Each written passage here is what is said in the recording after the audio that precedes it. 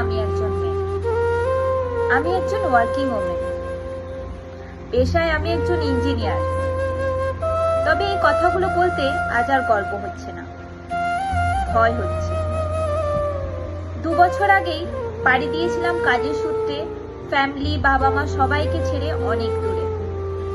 জানেন, এখনো আমি যখন কোনো জায়গায় ট্রাভেল করি তড়িঘড়ি আমার বাবা মা ফোন করে কি বলে, সাবধানে যাবি, ফোনটায় চার্জ দিয়েছিস তো, পৌঁছে ফোন করিস কিন্তু।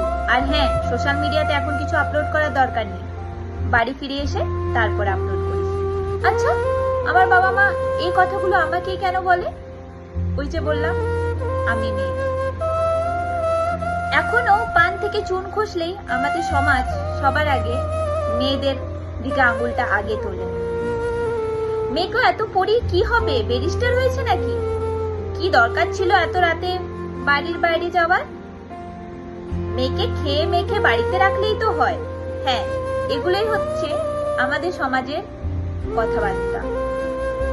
আচ্ছা বলুন তো, সেই বাবা মাটার কি দোষ, যারা তাদের সব কিছু দিয়ে চেষ্টা করে যাতে তাদের ছেলে মেয়ে প্রতিষ্ঠিত হতে পারে?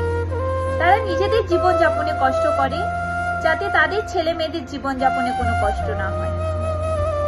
কিন্তু এত কিছুর পরেও, এত কষ্টের পরেও যখন সেই মেয়েটা বা সেই ছেলেটা প্রতিষ্ঠিত হয়, নিজের মতো করে বাঁচতে শেখে, তখন আমাদের চারিপাশে ঘুরতে থাকে কিছু নরহিংস জন্তু, যারা তাদের খিদে মেটানোর জন্য একটা মেয়েকে ছিঁড়ে ছিঁড়ে খায়।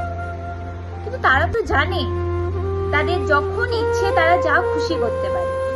তাদের যখনই খিদে লাগবে তারা একটা মেয়েকে ছিঁড়ে ছিঁড়ে খাবে, সেটা যে বাচ্চা মেয়ে হোক না কেন, আবার বড় মেয়ে হোক না কেন। আচ্ছা, এত কিছু করার পরেও তারা কিন্তু ভয় পায় না। ভয় কারা পায়? ওই যে বললাম, আমরা মেয়েরাই ভয় পায়।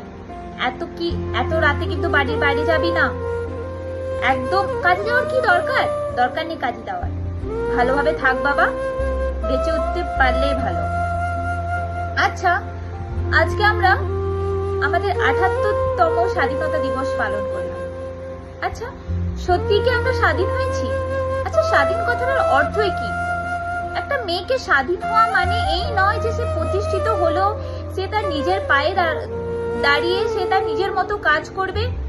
আমার মধ্যে সেটাকে স্বাধীনতা বলে না।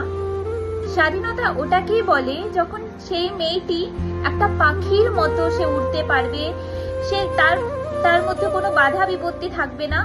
আমার মধ্যে সেটাই স্বাধীনতা। সেই স্বাধীনতাতে যখন পাবো তখন বুঝবো যে হ্যাঁ, সত্যি আমরা স্বাধীন হয়েছি, তার আগে না।